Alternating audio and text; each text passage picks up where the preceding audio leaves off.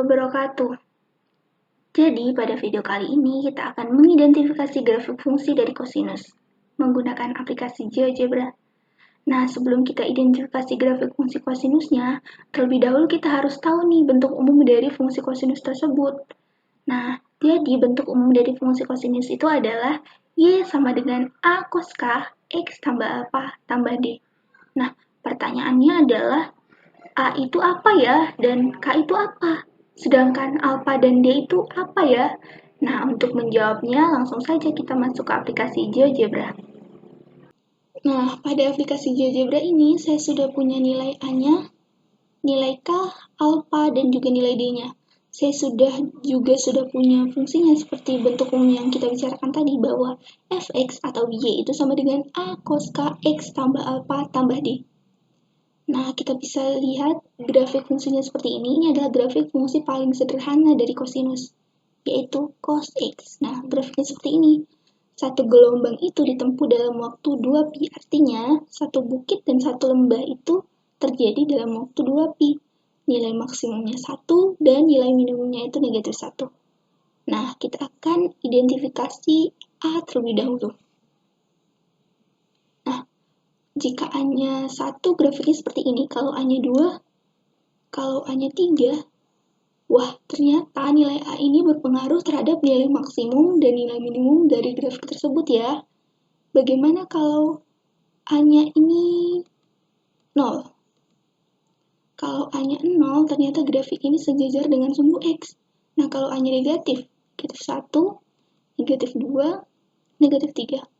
Wah, ternyata berpengaruh juga terhadap nilai maksimum dan minimum dari grafik ini. Kalau nilai A-nya itu negatif 3, maka maksimumnya itu 3 dan minimumnya negatif 3. Ternyata hal ini sama kalau nilai A-nya itu positif 3. Nah, jadi dari identifikasi kali ini kita dapat tarik kesimpulan bahwa nilai A itu mempengaruhi nilai maksimum dan minimum dari grafik tersebut. Selanjutnya, nilai A positif itu akan sama dengan nilai A negatif dalam hal nilai maksimum dan minimum dari grafik tersebut. Nah, untuk selanjutnya, nilai A itu sebutannya adalah amplitudo, yang artinya simpangan terjauh. Nah, berbicara mengenai simpangan terjauh, kita berbicara soal jarak. Nah, kalau jarak itu selalu bernilai positif, sehingga untuk amplitudo ini selalu bernilai positif. Berikutnya, kita akan identifikasi untuk nilai K-nya.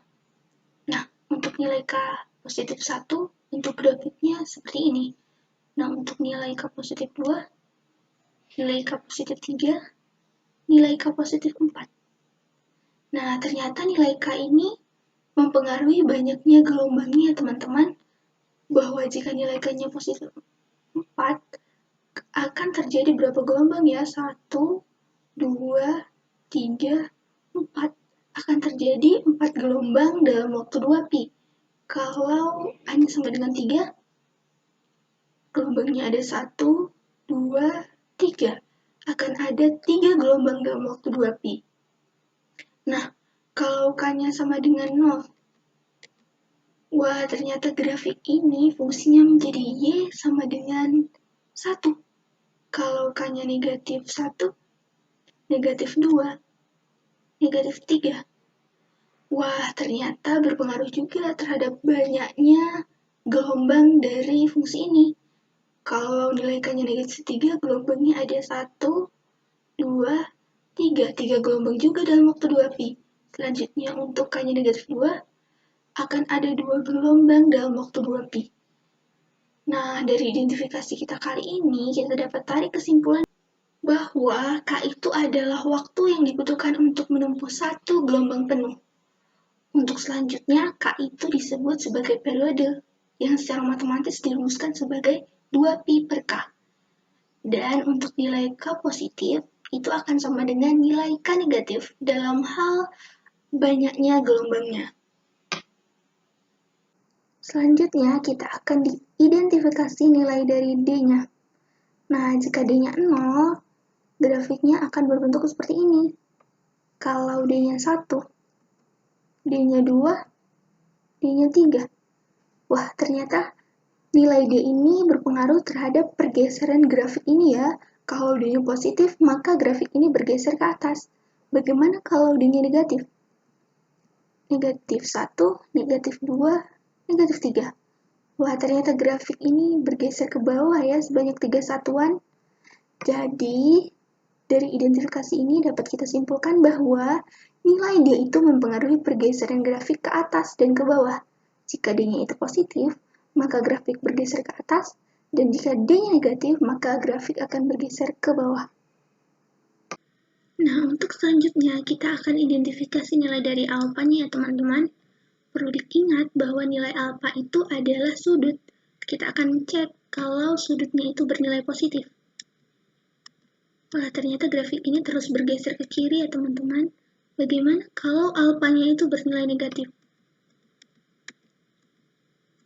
Wah, ternyata grafiknya bergeser ke kanan.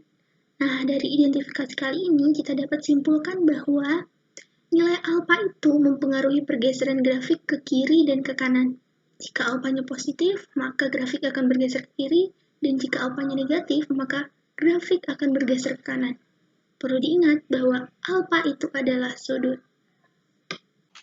Nah, dari identifikasi kita tadi sudah jelas ya teman-teman bahwa A itu adalah amplitudo, di mana A itu mempengaruhi nilai maksimum dan minimum dari grafik. Selanjutnya, K itu periode, yaitu waktu yang diperlukan dalam menumbuh satu gelombang penuh.